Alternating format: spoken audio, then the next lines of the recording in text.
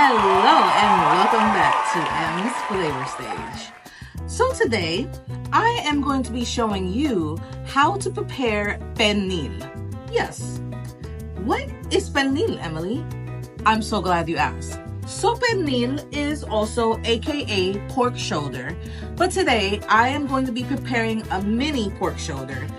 Typically Puerto Ricans, Dominicans, and other cultures, like, they like to prepare this cut of pig during holidays. I've seen baby showers, all sorts of stuff. But today, since I'm a family, I have a family of 4, I'm just going to be creating a little small one. I'll show you how big it is. So this is what it looks like. This is a 4-pounder. So I'm going to show you how to prepare it, and we're gonna see how it comes out. Let's get cooking. Alrighty, y'all, so I have rinsed the pork shoulder with some vinegar, and then I pat dried it a little bit. Now what I'm going to do is that I'm going to make slits into the meat, and the purpose of the slits is going to be so that the marinade can seep through there and just give that really authentic, yummy Puerto Rican Mojo seasoning, to the meat, okay?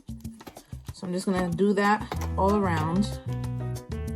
And then sometimes people make slits on the skin. I'm going to attempt it and see if it takes. It seems like it is a little bit. I might need like a sharper knife. Yeah, let me get a sharper knife.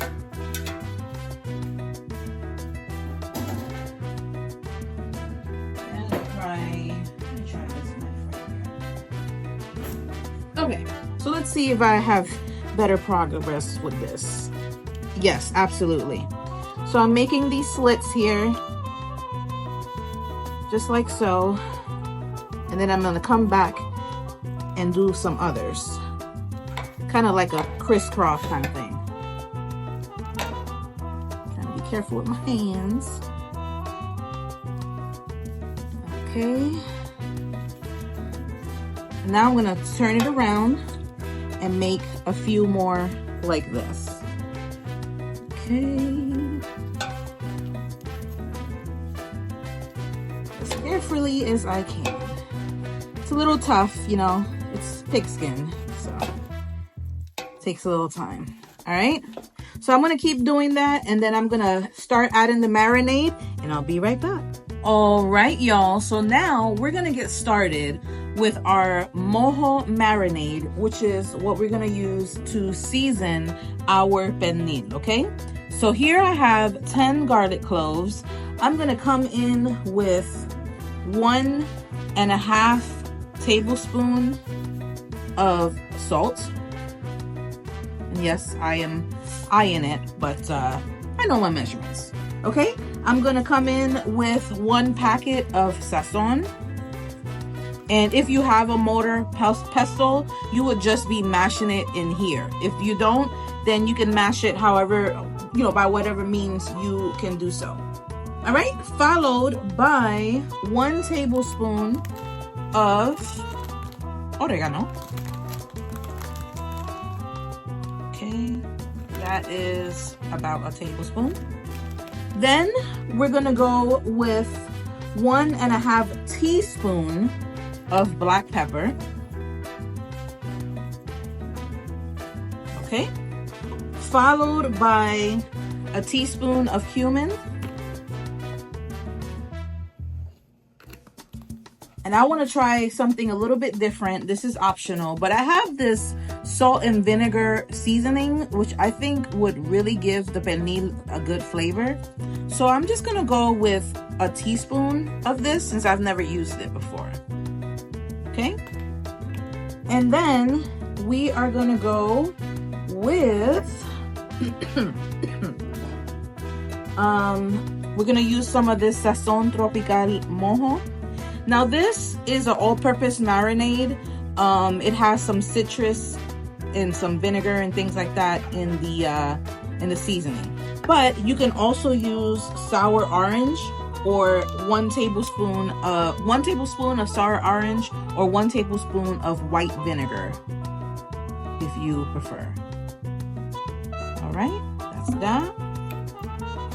Then we are going to add, oh, did I not put my, oh, I missed my adobo. So I need to put some adobo. We're going to go with 1.5 tablespoons of adobo.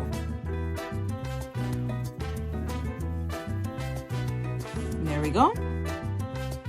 And then I'm gonna add 1 tablespoon of canola oil, or for those of you who like olive oil, you can do olive oil. Okie dokie. Okay, I feel like I'm missing something. Juice of 1 lime. So hold on, I got lime juice already right here. So we're gonna go with a little bit of lime juice. Again, this is, I did like a teaspoon. That is also an optional step. And now we're going to carefully blend this all together. Again, if you have a blender and you rather just do that, you can do that, but I'm gonna use my little pilon, my mortar pestle, to kind of just blend this all together. And if I start to make a mess and things are going all over the place, then your girl's probably gonna move to a blender. But for right now, I'm very carefully doing this. This is how it looks so far. And I'm gonna keep doing this until it's ready, and I'm gonna show you what it looks like. Be right back. And as I figured, my hands were too tired to use that mortar pestle to try to get that marinade the way I wanted it. So your girl ended up just putting it in the blender. Okay, so this is what our marinade is looking like. You want it to be nice and thick. Oh yeah. Oh my goodness, I know this is gonna be so good. And you just want to start just rubbing it all over the pork. Very evenly coated. All right, this recipe has enough seasoning that you need, because we're also gonna have this marinating overnight, okay? So that's gonna make it even better for the seasonings.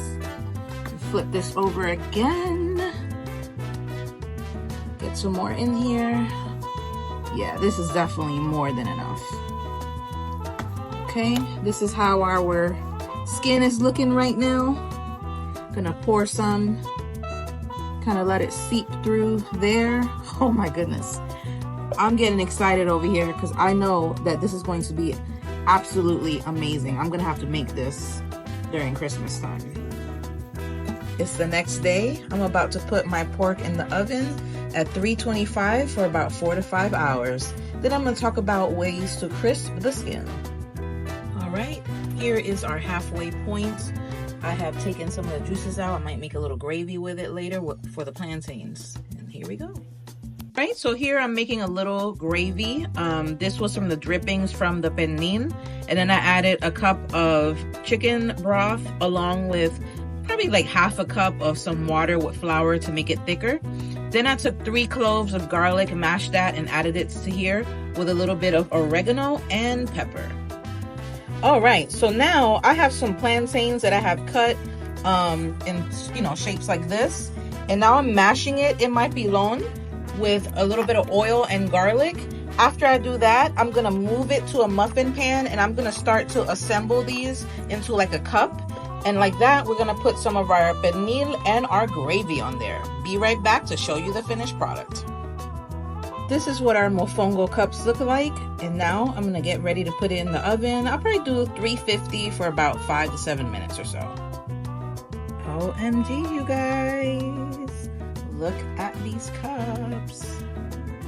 Okay, so now what I'm gonna do is I'm gonna pop a few in the microwave with some provolone cheese on the bottom so it gets all nice and melted. And I'm gonna add some of my pork, the gravy, and lettuce. Be right back. All right, so our meat is done. Mine cooked for 4 hours really. And the texture should be like when you are going through it, it's like fall off the bone kind of thing. The skin ended up falling off. I let it crisp up a bit. Some people really like to eat the skin. It's not a big thing in my household, but I crisp it up anyway. but it looks great. You want to make sure that it's done all the way through.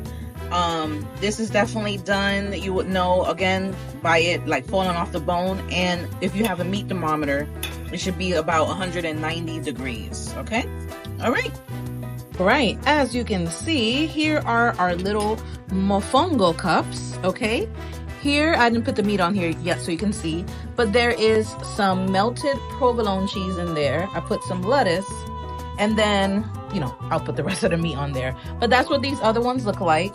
And then I'm gonna go ahead and take some of my pernil gravy and just lay it on there like that. Oh my goodness. This has the seasonings of the pernil that's off the chain. Plus I added a little bit of extra garlic in there.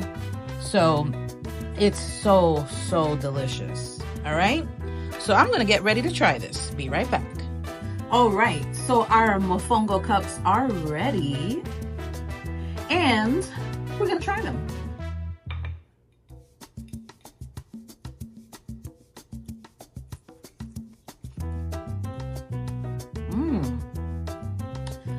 The Mofongo cups taste absolutely amazing.